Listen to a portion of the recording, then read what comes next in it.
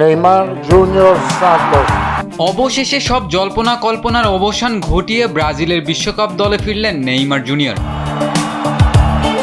ব্রাজিলের সমর্থকদের মনে যে প্রশ্ন তৈরি হয়েছিল নেইমার কি দলে থাকবেন কিনা কিংবা তিনি এবারের বিশ্বকাপ খেলবেন কিনা, সেই সব প্রশ্নের উত্তর দিয়েছেন ব্রাজিলের কোচ কার্লো অ্যানচেলত্তি। নেইমারকে বিশ্বকাপের দলে নিয়ে অ্যানচেলত্তি যখন তার নাম ঘোষণা করছিলেন তখন তাকে দেখে মনে হচ্ছিল তিনি অনেকটা নিজের বিরুদ্ধে গিয়েই নেইমারের নামটা নিলেন। এখন এখানে প্রশ্ন চলে আসে, ব্রাজিলের বিশ্বকাপ দলে নেইমারকে কেন নেওয়া হলো?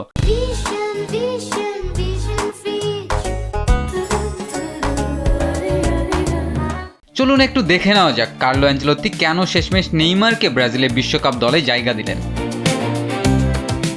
বিশ্ব ফুটবলের অন্যতম সফল কোচ কার্লো অ্যানচেলত্তি যখন ব্রাজিলের দায়িত্ব নেন তখন সবার মনে একটি প্রশ্ন ছিল, নেইমার কি তার কৌশলে জায়গা পাবেন? সব জল্পনা কল্পনার অবসান ঘটিয়ে অ্যানচেলত্তি নেইমারকেই তার দলের মূল চালকা শক্তি হিসেবে ঘোষণা করলেন। এটি কেবল কোনো আবেগীয় সিদ্ধান্ত নয়, বরং এর পেছনে রয়েছে গভীর ফুটবলীয় বিশ্লেষণ এবং সূক্ষ্ম স্ট্র্যাটেজি। কার্লো অ্যানচেলত্তি মূলত অ্যাডাপটিভ ফুটবল বা মানিয়ে নেওয়া ফুটবলে বিশ্বাসী। তিনি খেলোয়াড়দের নিজস্ব সৃজনশীলতা প্রকাশের স্বাধীনতা দিতে পছন্দ করেন। নেইমার এমন একজন ফুটবলার যিনি মাঠের যে কোনো পজিশন থেকে খেলা নিয়ন্ত্রণ করতে পারেন। অ্যানচেলত্তির প্রিয় 4-3-3 বা 4-2-3-1 ফরমেশনে নেইমার এখন আর কেবল একজন উইঙ্গার নন, তিনি খেলছেন ফ্রি রোল বা ক্রিয়েটিভ প্লেমেকার হিসেবে। অ্যানচেলত্তি চান তার দল যেন দ্রুত কাউন্টার অ্যাটাকে যেতে পারে। নেইমার নিচে নেমে এসে বল রিসিভ করে ভিনিসিয়াস জুনিয়র বা রাফিনিয়ার মতো গতিশীল উইঙ্গারদের জন্য যে থ্রু পাস দেন তা অ্যানচেলত্তির গেম প্ল্যানের প্রধান অস্ত্র।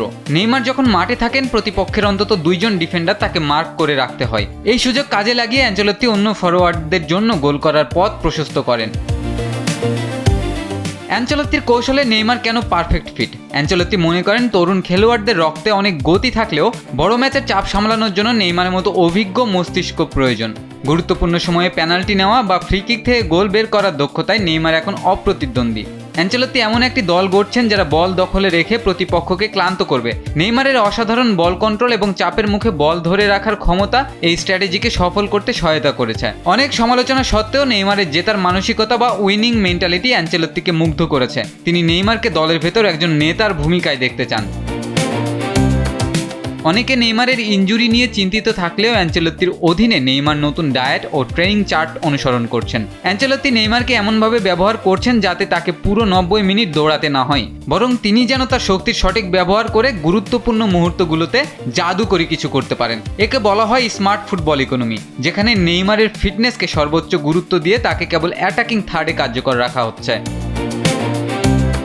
পরিশেষে বলা যায় কার্লো অ্যানচেলত্তির বুদ্ধি এবং নেইমারের সহজাত প্রতিভার সংমিশ্রণ ব্রাজিলকে এক ভয়ঙ্কর দলে পরিণত করবে। অ্যানচেলত্তি জানেন কিভাবে একজন বিশ্বসেরা খেলোয়াড় থেকে সেরাটা বের করে আনতে হয়, আর নেইমারও তার ক্যারিয়ারের শেষ ভাগে এসে নিজেকে প্রমাণ করতে মরিয়া। এই দুইয়ের মেলবন্ধন যদি সফল হয় তবে 2026 বিশ্বকাপে ব্রাজিলকে আটকানো যে কোনো দলের জন্য কঠিন হয়ে দাঁড়াবে। তৌফিক তুহিন, কালবেলা।